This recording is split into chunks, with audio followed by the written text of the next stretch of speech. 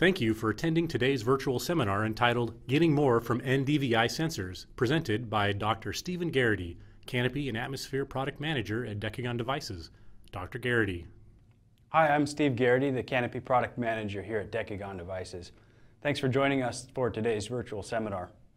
So before I get started, just to let you know, as I'm going through the slides, as I'm going through the seminar, if you end up having some questions, feel free to type those in. And then at the end of the seminar, we'll take some time and I'll get to as many of those questions as possible. And any that I don't get to, don't worry, I will be sending you an email response shortly after the seminar is over. Okay, so today the topic of discussion is NDVI, and specifically I'm going to talk to you a little bit about getting more from your NDVI sensor. So the figure that I'm showing here to start out with is a whole lot of different sampling platforms, and each of those sampling platforms has a sensor on it. And we could imagine that those sensors are NDVI sensors. And you can see then that there's a whole range of scales that we can sample NDVI across, both in space as well as in time. We have sensors that are up in space and they're sampling the entire Earth's surface, but we also have handheld small sensors that can be down, measuring individual plants or even leaves. So just, the broadest way that we can think of NDVI is here. So these data are actually obtained from an Earth orbiting satellite. And you can see that areas of high vegetation also have high NDVI values. And high NDVI values are represented by the dark green colors across the globe. Conversely, you can see that areas where it's relatively dry and there's not a lot of vegetation have low NDVI values, and they tend to look fairly brown. So you can get a sense, even if you don't know a lot about NDVI, you can get a sense that it is sensitive to the amount of vegetation cover that is present across the Earth's surface. So scaling down quite a bit now to probably where most of us work, at the plot level or somewhere out in the field in a forest or in an agricultural setting. Let's just take this example here and explore how NDVI might be useful to us. And so what I'm showing here, what this figure shows, is a successional gradient. So you can see that maybe we start at time 0 with a bare patch of soil, maybe a few forbs or annual grasses that are growing. And if we leave that patch of ground alone for enough time, eventually the vegetation will change. So we'll go through a different set of several stages where eventually shrubs will take over, and if we leave it for a long enough period of time, we might even get a forest that grows there. So that's over many, many years, or it could be across very big spatial areas where we move from grasslands to forests. You can also see that maybe we're in an agricultural system where every year there's this turnover of vegetation. So we start with a bare field, bare soil, we plant the seed, eventually a plant emerges and it matures over time, and that cycle repeats itself every year. But there might be some room here for NDVI to come in and help us quantify the temporal variation or the temporal growth or the growth of the canopy that occurs over time, as well as the spatial dynamics that occur across landscapes. So backing up just a second, talking about where does NDVI come from. So the figure that's plotted up here, it has a lot going on, but I'll quickly orient you. So along the x-axis, I'm plotting wavelength. And this is wavelength of light within the electromagnetic spectrum. And so I'm plotting from 450 to about 950 nanometers, and that covers both the visible region, or most of the visible region, as well as a portion of the near-infrared. On the y-axis then is percent reflectance. And so we can imagine that this is a typical reflectance spectrum that we would get if we were looking at green vegetation. And so you can see that line that's continuous, that has an arrow pointing to it. This is hyperspectral. That's what we would expect to get from a spectral radiometer. And you can see that reflectance is typically low in the blue region, higher in the green region, again lower in the red region, and then it really shifts dramatically as we cross from the visible to the near-infrared. You can see there's a lot of reflectance in the near-infrared region. So you can also see that there's two vertical bars there, both of them labeled NDVI. So this gives you an idea of where a typical NDVI sensor is looking or is measuring within the spectrum. And you can see that we have one band typically in the red region, and then the other band is in the near-infrared region. And so what we're trying to do here is capitalize on the large difference between what happens in the visible region of the spectrum with what happens in the near-infrared portion of the spectrum. And it just so happens the near-infrared, or plants reflect near-infrared really, really strongly, and the NDVI takes advantage of this. So you can see in the two images on the right-hand side of the screen, they're both of the same area. The top image you can see is plotted or is displayed in true color, meaning it's three bands, blue, green, and red, whereas the image below of the same area is what we call a false color infrared image. And so in this case, the three bands that are being displayed are blue, green, and then instead of red, we're using the near-infrared in its place. And so you can see that everywhere where it looks extremely bright or is very bright red, that's because there's a lot of near-infrared reflectance, which is very typical of green or healthy vegetation. So how do we actually calculate the NDVI? So you can see that the NDVI equation, we're plugging in the reflectance, which is signified by rho, the reflectance in the near-infrared minus the reflectance in the red, all over the sum of those two quantities. And you can see that NDVI values typically range between -1 and 1, with low values indicating low amounts of vegetation and higher values indicating higher amounts of vegetation. So the way that we calculate the percent reflectance is we have to quantify both the upwelling radiation, so the radiation that's striking the canopy and then reflected back to our sensor, as well as the total amount of radiation that's incident on a canopy. So the ratio of those two give us percent reflectance in each of the bands. And the reason NDVI is formulated with red and near-infrared is because the red really keys in on chlorophyll absorption, whereas the near-infrared is sensitive to canopy structure and the internal cellular structure of leaves. So you can imagine that as we add more leaves to a canopy, there's more chlorophyll, there's greater amounts of structural complexity, so we would expect low or decreasing amounts of red reflectance and higher amounts of near-infrared reflectance.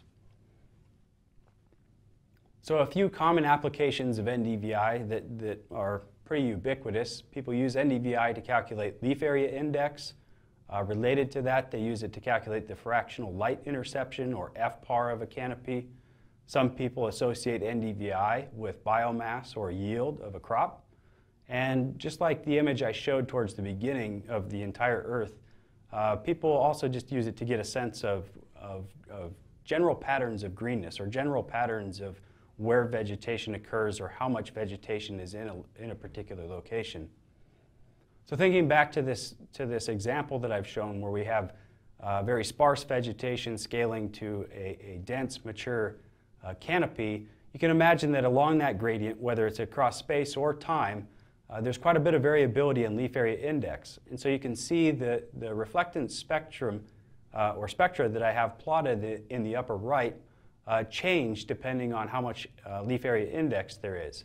So you can see at very low LAIs, there tends to be a fairly flat reflectance spectrum, but at the other extreme where there's a lot of leaf area, we tend to have very strong absorption of red light by chlorophyll, and you can see that there's also ever-increasing reflectance in the near-infrared region around 800 nanometers. So there are a couple of limitations that people encounter when using the Normalized Difference Vegetation Index, or NDVI. And they both tend to occur at the extremes of the spectrum. So anytime that there's very low vegetation cover, so like I'm showing here where it's a corn canopy that's young, and so the majority of the canopy is actually, or the majority of the scene is actually soil, NDVI tends to be sensitive to that soil, and so that can confound measurements of the amount of vegetation there. On the other extreme, when there's a large amount of vegetation, such as a tropical forest, NDVI tends to saturate when there's a lot of leaf area index. So a tropical forest, NDVI is not going to be very sensitive to small changes in LAI because LAI is already very high. So is there anything that we can do to overcome both the sensitivity of NDVI to soil as well as improve the sensitivity of NDVI to high amounts of leaf area index, or LAI? One of the things that hinders us here is that we only have two bands to work with in the red and the near infrared regions of the spectrum, so that we're already limited by the amount of information we have. However, several solutions do exist, and I'd like to spend the rest of my time talking about a few of those. So you can see in this figure that it's a transect. So this study was taking spectral measurements of these different vegetation indices across a transect where it was bare soil. So you can see as we move from dry clay loam to wet clay loam, we see a very strong response of NDVI just simply due to the wetness of the soil. And that's something we wouldn't want to have occur if we're interested in measuring vegetation. We're not interested in having an index that's sensitive to changes in soil or changes in soil moisture. You can also see that there's a few other indices that are plotted there, and they tend to have much lower sensitivity to variations in the soil across the transect. So the first one of those is the Soil Adjusted Vegetation Index, or SAVI. And you can see that SAVI is similar in its calculation, or the equation is very similar to NDVI. One of the things to note is that it incorporates the exact same two bands that the NDVI does, the near infrared and the red. The only thing that's different there is it has this L parameter. And the L is just a soil adjustment factors, or a soil adjustment factor with values that range anywhere from 0 to 1. And the way this works is that when vegetation cover is 100%, L is 0 because there's no need for a soil background adjustment. However, when vegetation cover is very, very low, that L parameter will approach 1. And what people do, because this is difficult to measure, exactly how much vegetation cover you have there. Usually you're using the NDVI to tell you how much vegetation is there. But in this case, we're trying to use SAVI. We're trying to modify the NDVI so it's not sensitive to soil. And we're doing that by guessing beforehand what L should be. And it's pretty common practice to set L to an intermediate value of 0.5. People have done this and it's worked fairly well for them. And you can see here that the Soil Adjusted Vegetation Index, or SAVI, tends to have much lower sensitivity to the soil background. So stepping through the figures in the upper right, you can see that as along the x-axis we have percent green cover scaling from low to high. And you can see that as we go from low to high green cover, NDVI increases as we would expect. However, you can also see that the amount of noise or soil noise that's contributing to the NDVI signal is pretty high until we get to canopy covers pretty close to 100%. On the lower side, you can see that SAVI is also sensitive to changes in the percent green cover in a pretty linear fashion, but across that entire gradient of green canopy cover, you can also see that the noise contributed by soil is relatively flat and somewhere around 10%. So that's a major improvement over the standard NDVI for using this vegetation index in areas where we have low percent cover of vegetation. Okay, so that brings us to the next vegetation index, which is the modified SAVI. And so as I said, with the SAVI, you can see in the equation there's an L parameter that we have to guess at. And that's not a really clean way of handling things. And so what Key did was he iteratively fit the SAVI equation, or the L parameter within the SAVI equation, until he found a universal optimum. And not getting into the math, but just he was able to simplify that SAVI equation to where there's no longer a need for the L parameter, and the only inputs that are required are the reflectances in the near infrared and the red. And you can see the equation up on the screen. So this was a pretty significant advance because we no longer have to guess at L. It's actually wrapped into the equation. And what I'm showing here in the upper right is that when Key compared SAVI to MSAVI, there is virtually no difference between the two indices in terms of their sensitivity to the amount of vegetation as well as their response to the soil background. So the advantage, no longer do we have to guess at what value to set L2. Okay, so that takes care of the soil side of things. On the other extreme, remember, NDVI tends to saturate at high LAIs. So NDVI is useful if you're kind of in that mid-range of LAIs, as long as you don't have strong soil effects. But as soon as we get to an LAI of above about 4, we lose quite a bit of the sensitivity. And you can see that loss of sensitivity in the figures on the right is primarily due to a saturation in the red band. So you can see we've got two different canopies here from which measurements were taken, a wheat canopy and a maize canopy. And you can see that near-infrared reflectance tends to be sensitive across the entire spectrum of the wheat and the maize canopies, but the red saturates relatively quickly, and so you can see right where the red starts to saturate, that's where the NDVI starts to saturate. So I will interject just this caveat really quick. So yes, NDVI it saturates at high LAIs. However, if your purpose is really to get at the fractional interception of light, NDVI tends not to have the saturation issue. So you can see here that FPAR, or the fractional interception of photosynthetically active radiation, is nearly complete far before NDVI saturates. And this is just because canopies tend to be pretty efficient at intercepting light. And once we get to an LAI of about 4, most of the light has been intercepted or absorbed by the canopy. And incremental increases in LAI don't significantly affect the FPAR variable much more. Okay, so getting back to a solution for the saturation issue with NDVI at high LAI. This is probably the most simple way to handle that problem. It's called the Wide Dynamic Range Vegetation Index. And you can see that its formulation is very similar to NDVI. The only difference is we have this A parameter.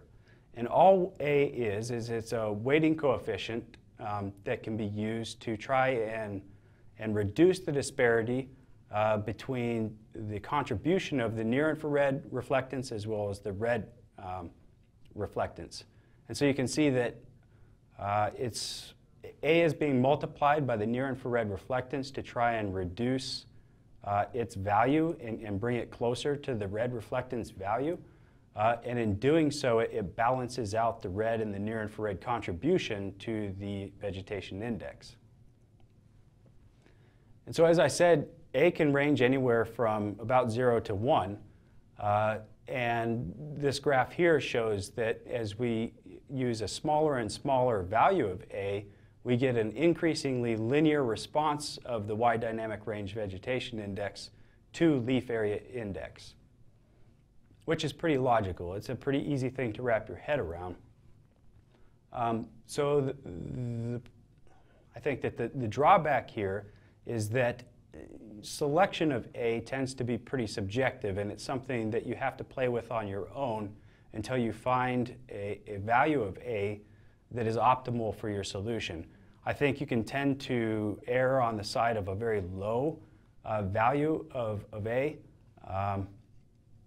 simply because you're going to get closer and closer to a linear response in the WDRVI to LAI as A decreases. Okay, the next and final vegetation index that I'd like to talk about is the Enhanced Vegetation Index, or EVI. So the EVI was designed to enhance sensitivity in high biomass ecosystems. So when we have high LAI, trying to maintain sensitivity there, but it is also trying to reduce atmospheric influences. And so this was a vegetation index that was really created for the purposes of a satellite-based platform where we have a lot of, from the satellite, there's a lot of atmosphere to look through to the ground. And sometimes the aerosols in the atmosphere can affect the reflectances in the red and the near-infrared regions and cause spurious observations. The other thing that's wrapped in here as well is a reduction in sensitivity of the index to soil. And so the EVI is sort of a, you can think of it as a solution to both extremes, the sensitivity of NDVI to soil as well as the lack of sensitivity to high LAI. So it solves both these issues. But if you look at this equation, the two major inputs are near-infrared and the red reflectances. C1, C2, and L are all parameters that can be estimated, but the blue band is something that has to be measured. And with a lot of the NDVI sensors that are out there, they're just two-band sensors, and so you don't actually have that information in the blue. And oftentimes with the satellites, the blue band is relatively noisy and doesn't always have the best quality data. So there are some problems with the EVI. Those problems, though, led Jiang to try and come up with a solution. And what Jiang observed is that there's quite a bit of autocorrelation between the red band and the blue band.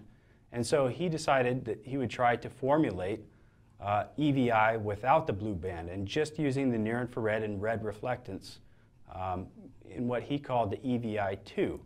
And if you're interested in the mathematics and the way that he derived this, I encourage you to go see his or read his paper. Here, though, I'm just giving you the equation in case you're interested in using it or looking into it in more depth.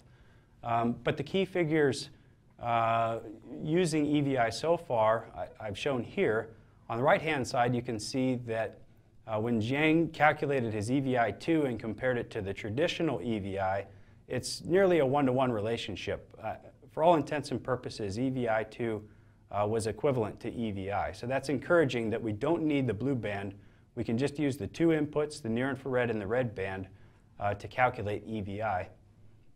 On the left-hand side was another study that followed up just to see if EVI2 would perform as advertised. And so the study was looking at several different areas where there was a range of LAIs in both a burned area or a recently burned area and an area that had not burned. And so what you can see is in the top left panel, NDVI has two different relationships with LAI depending on whether it came from a burned area or a non-burned area, whereas EVI was less sensitive to that difference, the disparity in the background that was caused by the burned area. So with the burned area, you have soil, you have a dark background that's going to affect the red reflectance, but the way that the EVI2 is formulated, it decreases that sensitivity. And so you can see that there's just a single regression model that can be fit to all ecosystems regardless of their history. So in summary, NDVI has been around for a long time. It's been around since the 70s at least. It is commonly calculated from a lot of the satellite sensors that have and are currently orbiting Earth's surface. There is a lot of value that it can add. However, there are a couple of situations at the extremes where NDVI tends to perform poorly. What I've shown here today is that there are several solutions to that, and what's great about the solutions is that everything I've shown today uses the near-infrared and the red bands just like the NDVI does. And so you can take an NDVI sensor, obtain the raw values or the values of the near-infrared and the red reflectances and reformulate them in one of these indices, or there's several others that are available that I haven't covered today, to try and work around some of the limitations of NDVI. After the seminar, I'll be posting or creating a web page where I provide all of the references that I have talked about today, as well as going into a few others that I haven't discussed. But if you are using NDVI and it's in one of these extreme cases where you have a lot of soil background or you're in a system with really high LAI, I would encourage you to look at and see how the near-infrared and red bands can be used in some type of vegetation index to allow you to do the research that you are trying to do. All right, thanks for joining us today.